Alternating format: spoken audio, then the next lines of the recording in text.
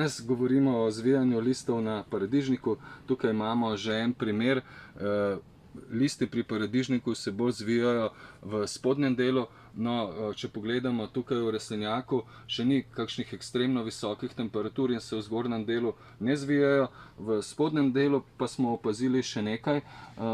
Listi se bolj zvijajo, tako da tukaj imamo tudi dokaz.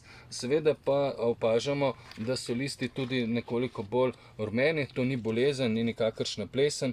Tukaj gre za pomanjkanje magnezija, ki je blokiran zaradi preveč dušika. To leto smo nekoliko pretirano gnojili s kompostom in to se tudi pozna. Seveda pa te spodnje liste treba sedaj izrezati. Izrežemo jih vse do prvih plodov. To pa tudi zato, da bi tudi v rastlinjaku preprečili razvoj krompirjeve plesni na paradižniku, kajti ne želimo, da se kakšna bolezen iz tal prenese na sam paradižnik.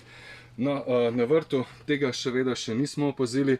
Bolj intenzivno je zvijanje listov v rastlinjaku.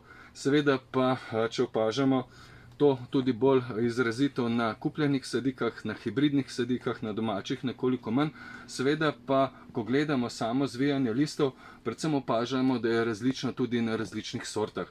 Tako da ne bojte se, zvijanje listov ni težava, to je posledica visokih temperaturnih nihanj, bolj izrazito je v rastlinjaku in pa v vročem poletju.